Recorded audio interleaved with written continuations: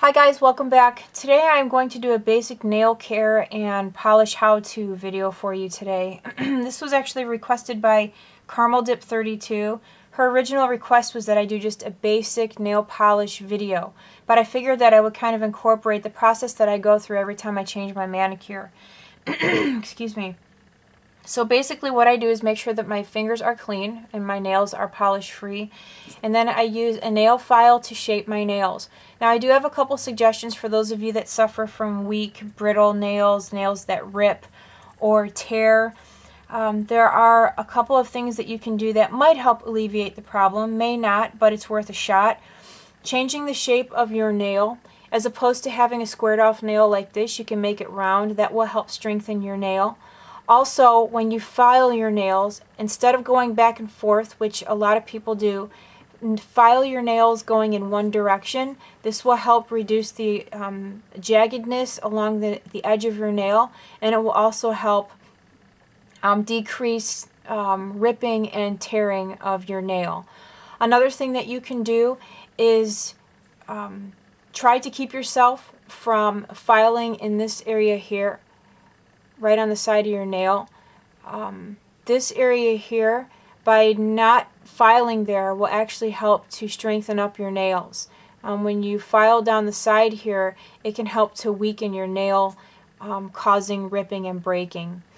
And then another thing that you can do is, if you do like squared off nails, what you can do is a squoval shape. And what that means is you can keep this part of your nail here straight, but right here at the edges, instead of having it squared off like I do, you can actually take your nail file and round it so that your edges are round, but this part of your nail is straight. And that will also help to maybe limit the amount of breakage or ripping that you have with your nails. So just a few suggestions for those of you that have issues with your nails.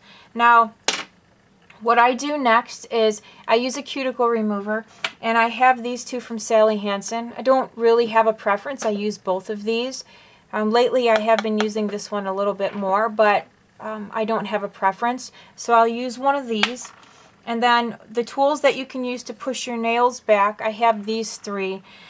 I prefer this one. It's metal. I got this from Sally's, and I just like it because it's strong.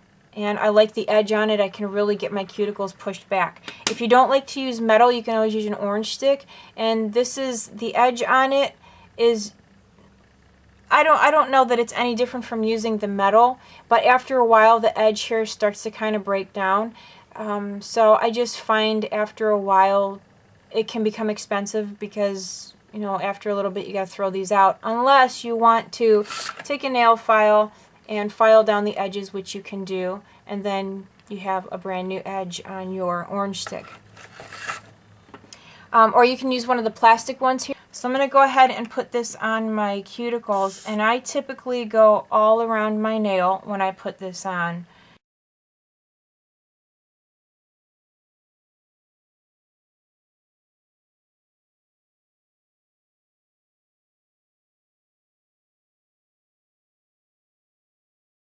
So I'm going to go wash my hands and start on my other hand.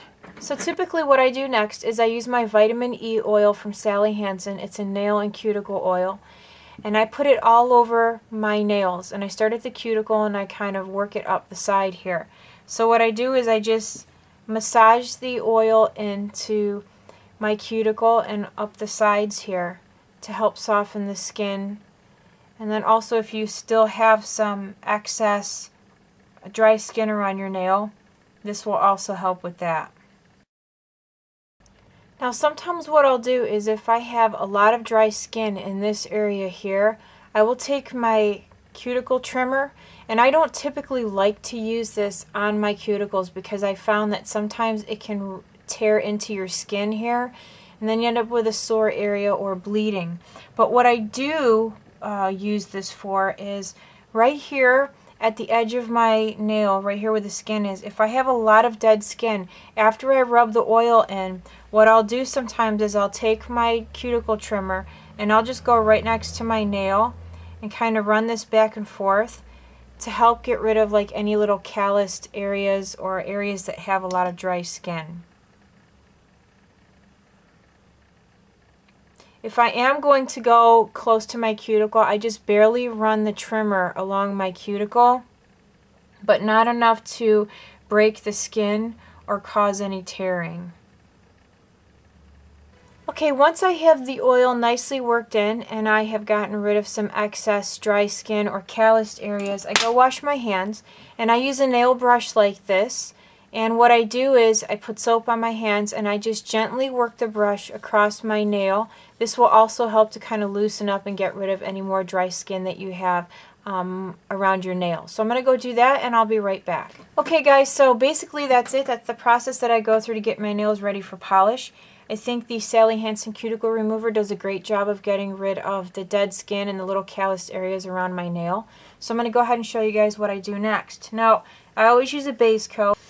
If you don't have issues with your nails breaking or ripping or anything like that, you can just use a regular base coat. I have this one here from Sech Vite. It is called Sech Clear. That's just a regular base coat. If you have issues with your nails not growing or weakened, you can always buy a special base coat, and I have this one here from Borghese. It is called Maximo, and it is a nail growth treatment. Now this is quite expensive. It's about $15 a bottle, but I got this on clearance at Ulta for I think it was like $3. So you can use something like that. Sally Hansen has a very nice range of base coats that you could use. This one is a vitamin fortified strengthener. I mean, they literally have tons of base coat polishes that you can use if you have issues with your nails. So you just go out and get the one that works best for you. For today, I'm going to use my Borghese growth base coat. And I basically just put one coat on.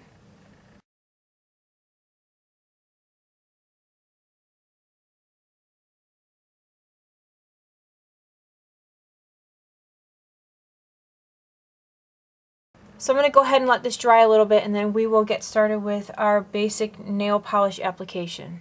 Okay guys, so my base coat is dry, so I'm going to go ahead and paint my nails. Now typically what I do is I put down a layer of white polish before I get started, but I'm going to skip that today because I'm going to just do like a basic nail polish how-to, meaning like how to put your nail polish on without making a huge mess. So I'm going to start with this polish here. This is from Ulta. This is one of the old bottles. This is called Love My Blackberry. I'm sure that they probably still have this color. It's just in the new bottle now. But that's what it's called. Very nice purple. So when I'm taking the brush out, I typically wipe it on the side of the bottle a couple of times before I start applying it to my nail. So I start right here at the cuticle and I kind of work the brush in like so, and then I pull it up.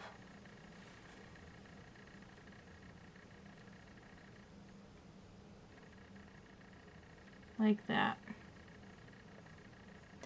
So I just kind of shimmy the brush right at my cuticle, just above, and then I will come to the side and I just slightly roll my finger so that I can get into the corners.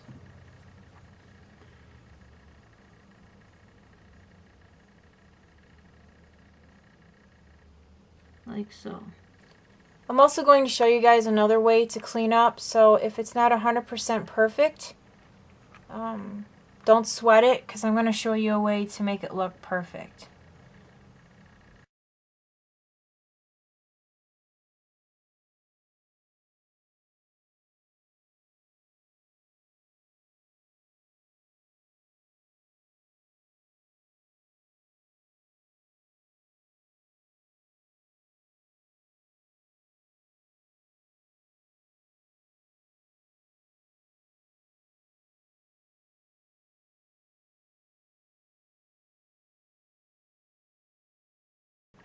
So I'll show you guys how I hold my hand. Let me back this out a little bit.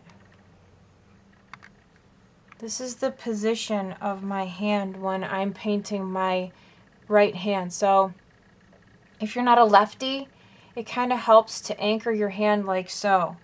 And then it's easier to get in and paint. So let me show you what that looks like.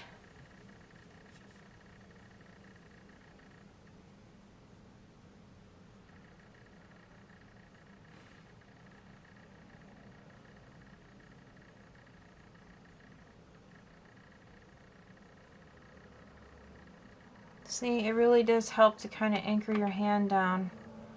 It steadies you a little bit more.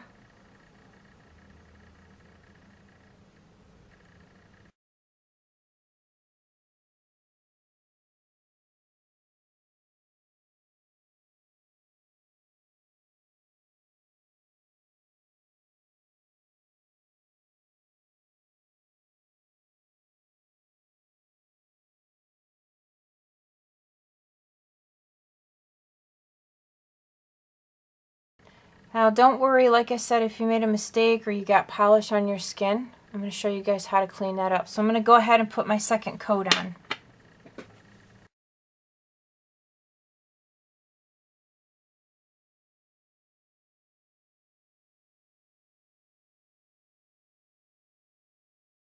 Okay, so now we are done completely painting our nails. So what I'm going to do is show you how to kind of clean up around your cuticle and around the borders of your nails. Now, I like to use acetone. A lot of people, they don't like using it. It is quite harsh. It can weaken your nails also, so if you have really weak nails, I would not suggest using acetone. Now, I use this when I have a lot of glitter on my nails, which is almost all the time. But when I don't have a lot of glitter on, I'll just use regular non-acetone. But when I clean up, I always use the acetone. So what I do is I have this little jar here, and you can use the lid. There's nothing wrong with using the lid. But I pour a little bit of the acetone in the jar, and I have this brush, and I actually just got a new one of these. My old one was starting to splay. So I take this little brush here, and I dip it in the acetone, and that's how I clean up around my cuticle. So this is what I do. I dip it in there, and then I just go right along the edge of my nail, and I make sure that I wipe it off after I'm done, because if you don't, you'll end up moving the nail polish into little areas that you don't want it. And if you have a lot of dead skin that the cuticle remover wasn't able to get, you will stain that dead skin with the nail polish. So basically this is what I do. Now this might be a little tedious for some of you, I don't know, but this is the process that I go through. I like doing my nails, I find it quite relaxing. So I don't mind going through this process to clean my nails up, and hopefully my head is not in the picture. But this is what I do.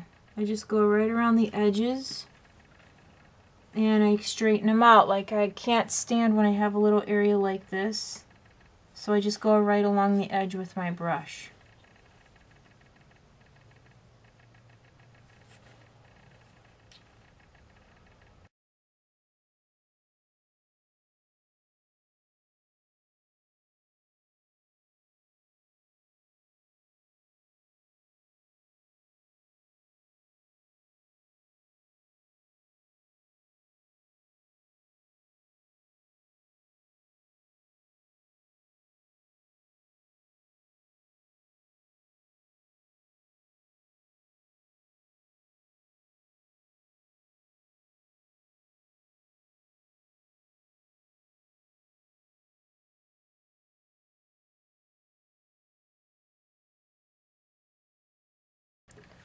Okay guys, so basically that is it. That is how I get my nails to look quote-unquote perfect or salon perfect. Like I said, it can be a little bit tedious, but you know, if you have the time to put into it, you know, it's worth it because it looks really nice and neat and clean. Always make sure that you put a top coat on. I'm not going to put a top coat on because I'm going to finish my nails off. So thank you to Caramel Dip 32 for making the request. I hope that you guys found this interesting and helpful. Thanks so much for watching, and I will see you very soon. Bye.